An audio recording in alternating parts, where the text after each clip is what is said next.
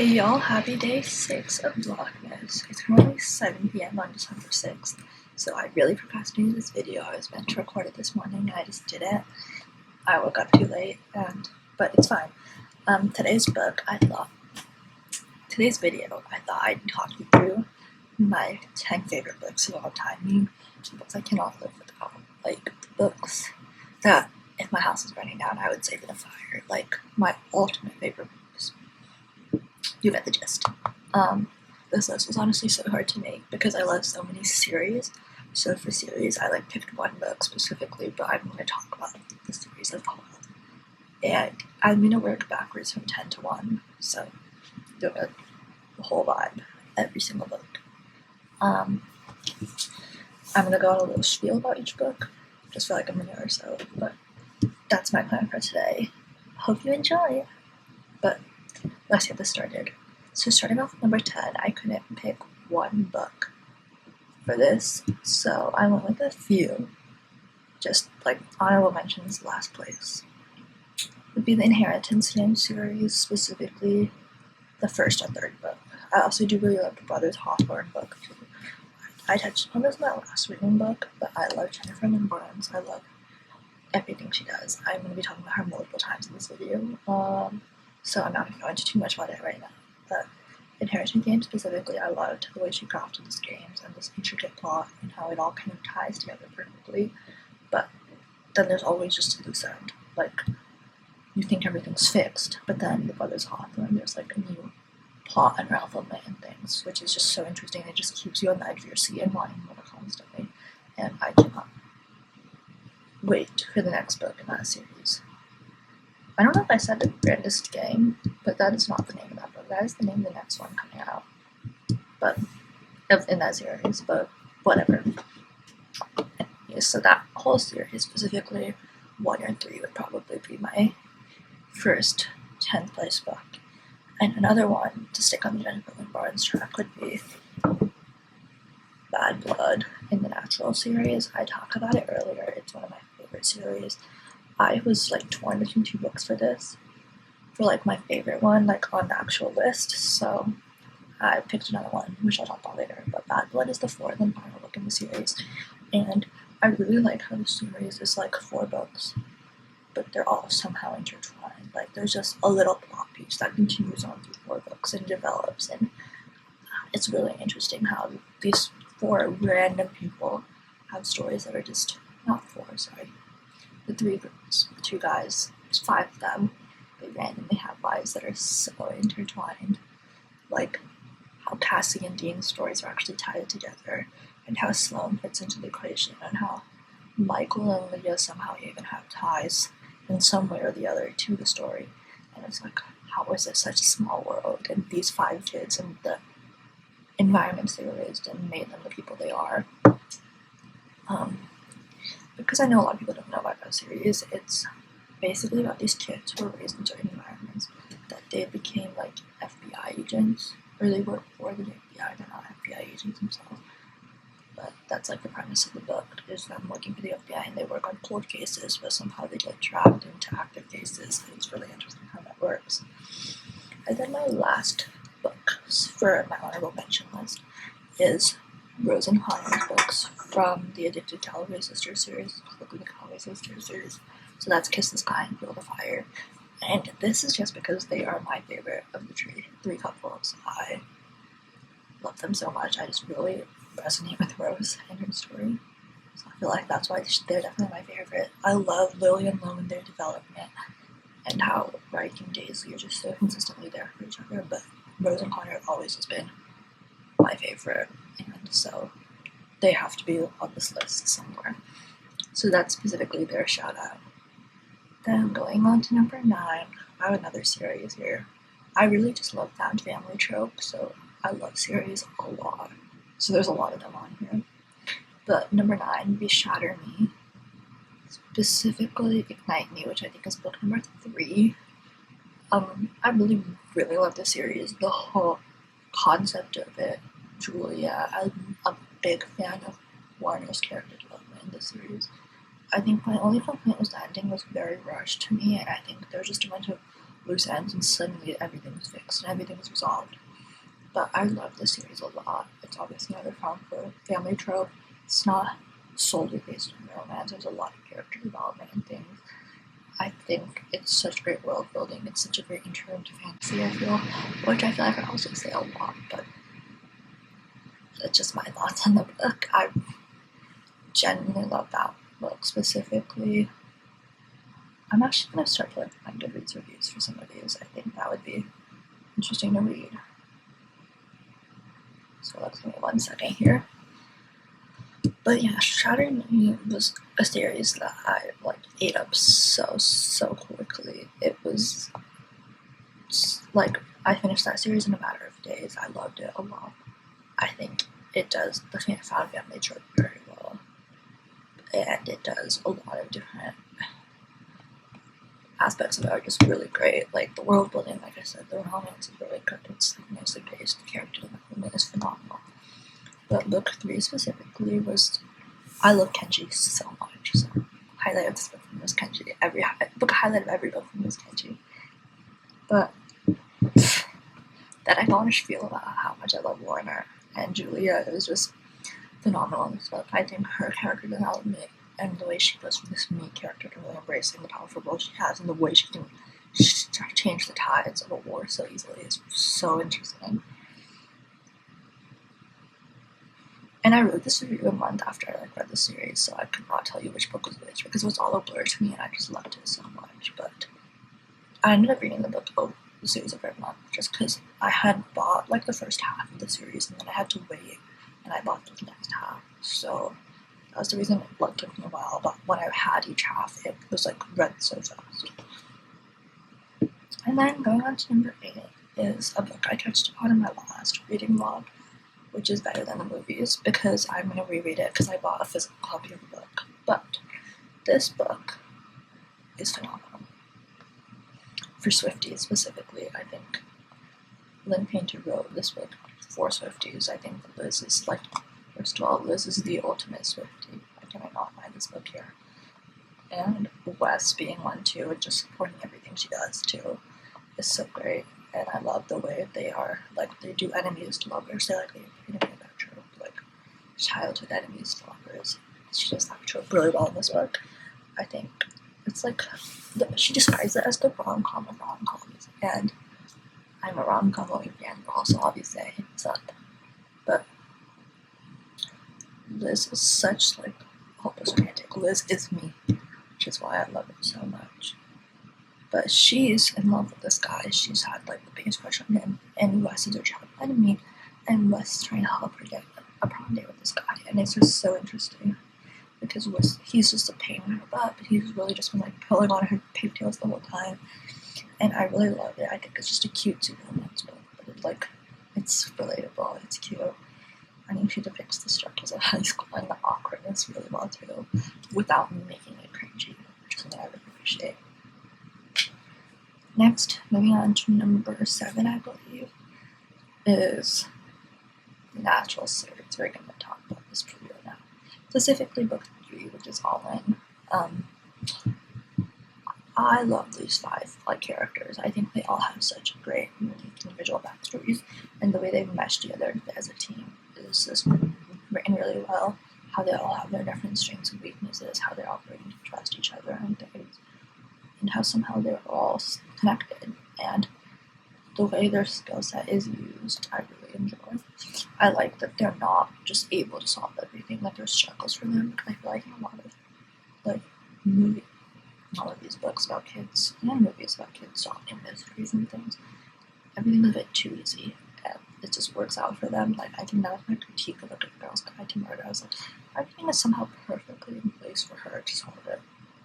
But for this, I feel they had real struggles and they were needing to lean on adults and things, and it wasn't just unrealistic in that aspect, I feel.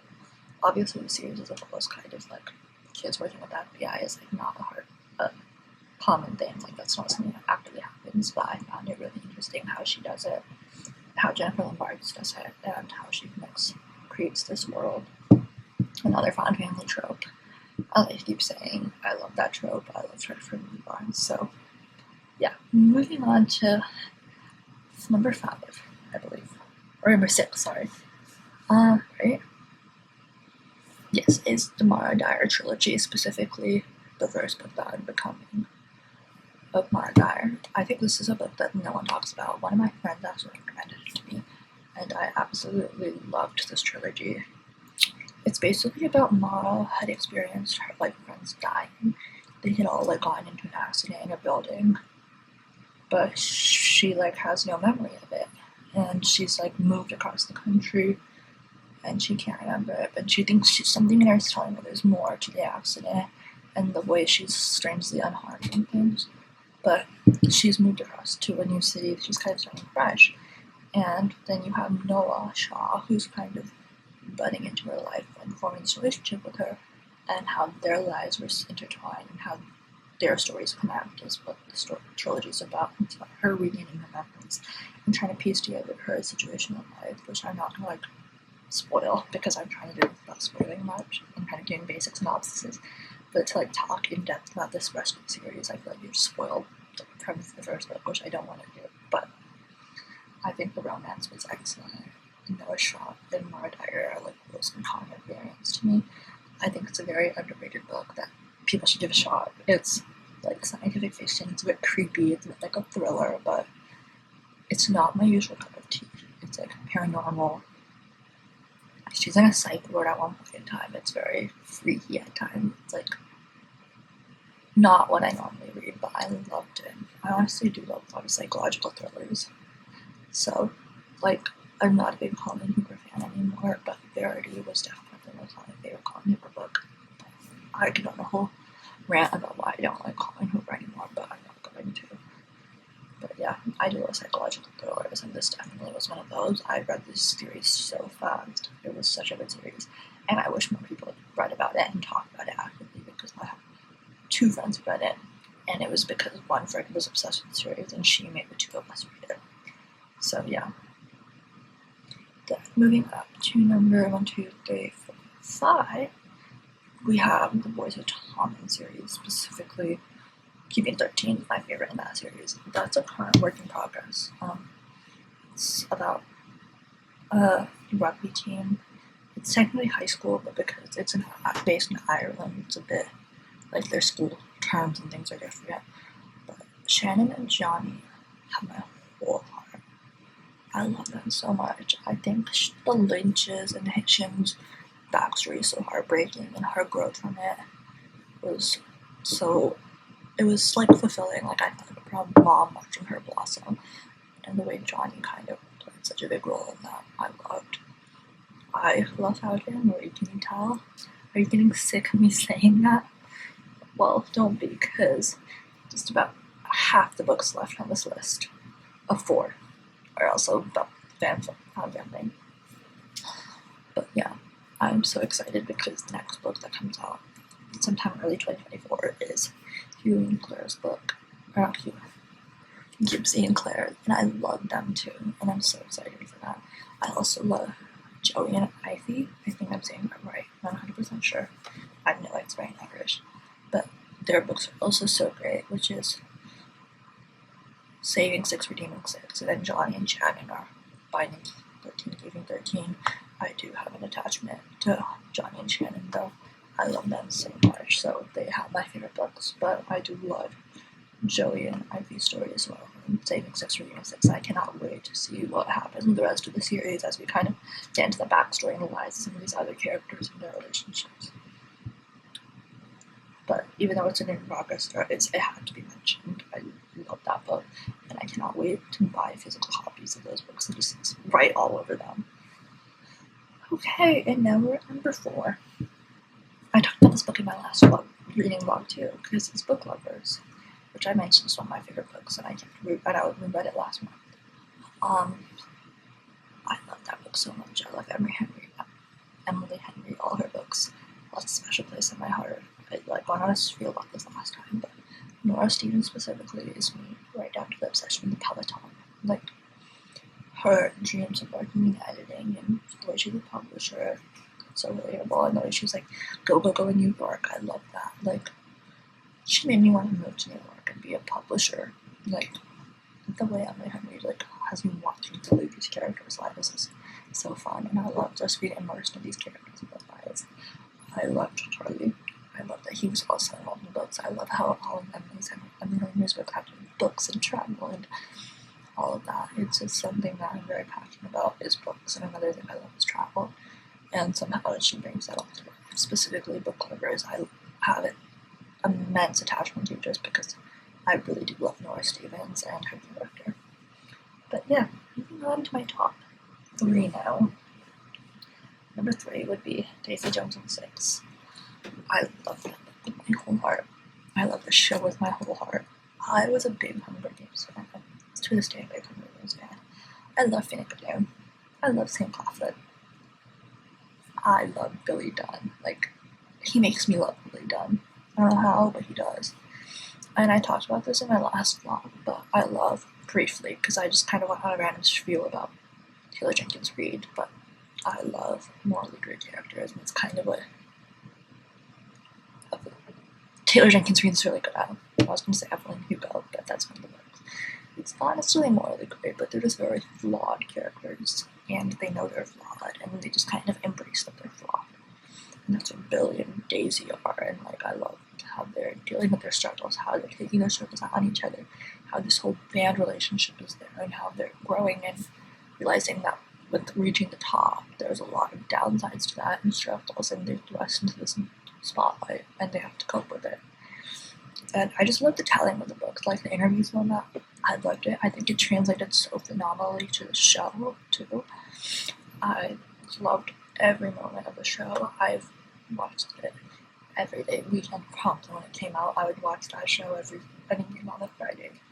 But I loved the interview format. I think the way when we discover who the interviewer is, that was my favorite touch of the book. I think Taylor Jenkins Reid just pays a lot of attention to small details, and that's what makes me love her book so much. And then going on to number 2, we're going to touch upon a series I already talked about, and then I didn't mention a book I mentioned in my last vlog because it's my TBR for December, which is Some Kind of Perfect, which is the epilogue novel of the Addicted Calloway Sister series. And if you see my copy of this book, let me just grab my copy of this book because you will understand how much I love this series. Tears have been shed on this book. I have annotated literally every page. There's so many tabs in this book. It's like 800 pages, I think. It's like 700 something, but it does not feel long at all to me. Like, every page is like filled with writing. Each couple, I love them. I love the sibling relationships, the different way each, like everyone has different dynamics with each other, and they're just so unique and things. I love the character development. This was like the perfect epilogue novel. Again, all my scribbling everywhere. I cannot wait to reread this book. It's genuinely, it's been through so much, and I'm so excited for the new copy of it to come out because they actually have one whole set of this book of the series, and then when they started releasing the bonus edition, I started buying the second set. So I have my original annotated set, and then I have an annotated bonus edition set. But words cannot describe how much I love the series and why I would give it to go back and read it for the first time. So this is 100% #1 series. I think everyone should go and read this series. Like, it is perfect. I could go on for days about this series. I could go on for months about this series. But last book, my ultimate favorite book, which is really hard for me to pick between this and my other book, but I went with the other book just because it's my favorite book for a long time, and I just haven't had it in my heart to let this deep on it yet. But is Pride and Prejudice. I love Jane Austen so much. I've read a few. I have the complete works of Jane Austen in like the Penguin's Clockdown Classics, which are the most gorgeous books ever. I actually have Emma with me here. I haven't finished all of them. I've read like 4 of them, so I'm going through reading all of them now. But Pride and Prejudice has literally always been one of my favorite books. I think since I was in like middle school was the first time I read it. It was in like 8th grade, I think, was the first time I read this book. And it has stuck with me ever since. I love the movie. I love Keira Knightley, like that. Her portrayal of I love everything about it. I love I think it's definitely hard for people to get through just because of the language and things, because it is old. It's a classic. It's old writing, but if you can get through it, if you get through the dense content, the storyline is so beautiful. And I think the message is just so important, and the way the miscommunication is done so artfully. And just Jane Austen has a way with words that I love so much. But that will always be my favorite book. Though Some Kind of Perfect is coming close to being up there, but as number 1 as well. But there you have it. Those are my top 10 books. Obviously, subject to change, but right now those are my god tier books. The books I would save in a fire, the books I could not live without. But yeah, hope you enjoyed hearing a little spiel about me talking about books again for over 20 minutes, but I hope you enjoyed, and I will see you guys tomorrow for day 7. Happy day 6 of August!